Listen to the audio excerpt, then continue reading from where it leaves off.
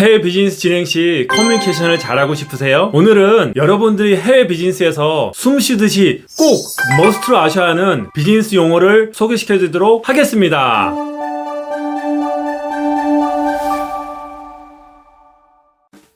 안녕하세요. 미국에서 사장하는 남자 미사남입니다. 요즘 한국에서도요, 핵인사, 갑분사, TMI, ASAP 등과 같이 어브리비에이션, 즉 약어를 많이 사용하시잖아요. 그런데 여러분, 해외 비즈니스에서도요, 비즈니스에 필요한 중요한 용어들이 약어로 사용되는 거 아시나요? 그래서 오늘은요, 정말 해외 비즈니스를 하기 위해서 꼭 머스트로 하셔야 하는 기본적인 비즈니스 용어 관련 약어에 대해서 이야기해 보도록 하겠습니다. 저도 미국에서 20년간 비즈니스를 하면서요, 누구나 잘 아는 글로벌 회사뿐만 아니라 중소기업까지 하루에 많게는 수십 통의 이메일, 전화통화, 컨퍼런스 콜, 그리고 미팅을 통해 업무 협의를 진행해 왔는데요. 제가 오늘 소개시켜드린 비즈니스 용어는요, 선택사항이 아니라 이해를 못하시면은 비즈니스 진행에 어려움이 많이 있습니다. 수출을 희망하시는 분들은 집중해서 이해하시면 도움이 많이 될 것 같습니다. 자, 그럼 시작해보도록 하겠습니다.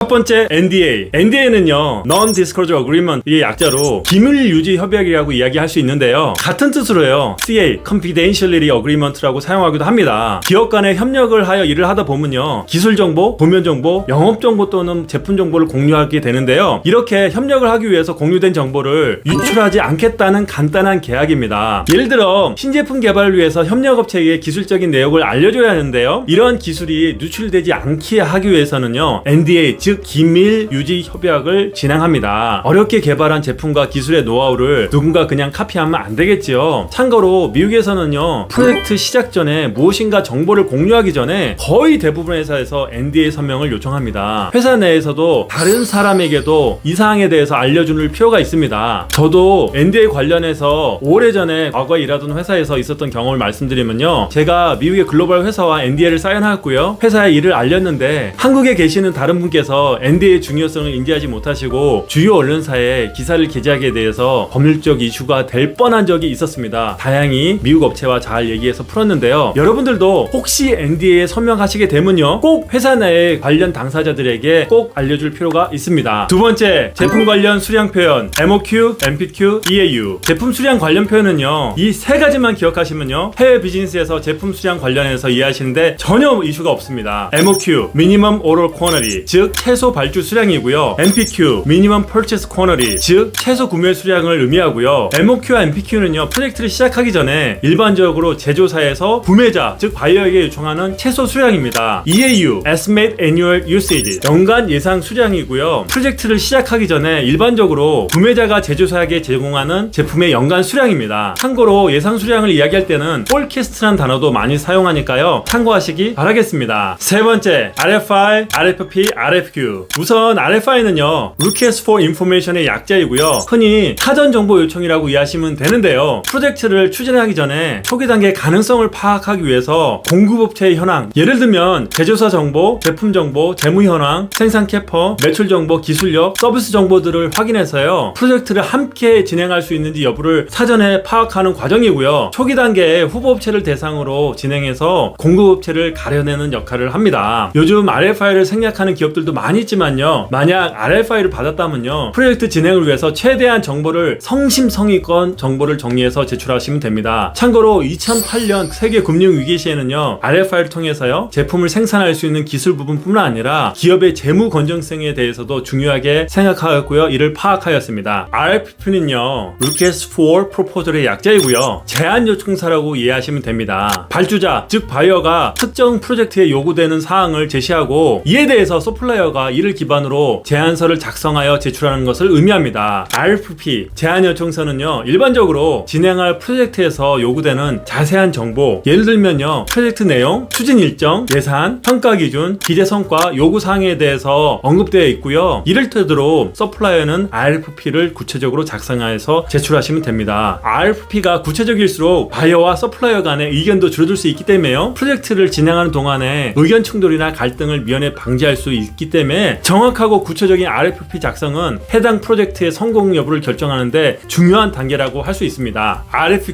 RFQ는요 Request for Quotation이라는 의미고요, 견적 요청서를 뜻합니다. 해외 영업을 하시는 분들이라면 많이 들어보셨을 거라 생각되는데요, 기본적으로 프로젝트를 수용하는 능력, 즉 조건이 갖춰졌다면요, 이후에 가장 중요한 것이 가격인데요, 품질, 기술, 생산 조건이 아무리 좋아도요 가격 견적이 높다면요 프로젝트를 진행하기 어렵겠지요. RFQ 작성 시에는요 정확한 제품 정보 및 제품의 스페시피케이션을 분석하셔서 가격 견적을 제출하는 것이 중요하고요, EAU 즉 연간 볼륨 대비 생산 대수에 따라서 가격 견적이 달라질 수 있는 만큼 잘 확인하셔서 진행하시면 됩니다. 일반적으로 진행되는 순서는요 RFI, RFP, RFQ 형태로 진행되고요, 산업 또는 제품 프로젝트에 따라서 RFI, RFQ, RFP 형태로 진행되기도 합니다. 또한 프로젝트에 따라서 RFI나 RFQ가 생략되기도 하니까요, 이 부분 잘 참고하셔서 진행하시기 바라겠습니다. 오늘 설명드렸던 비즈니스 용어 한 번만 파악하시면요 평생 비즈니스에서 효과적으로 활용할 수 있는 표현이니까요, 잘 모르시는 분들은요 꼭 몇 번 영상을 반복해서 보셔서 용어를 파악하시길 바라겠고요, 잘 아시는 분들도 자연스럽게 표현할 수 있도록 연습하시길 바라겠습니다.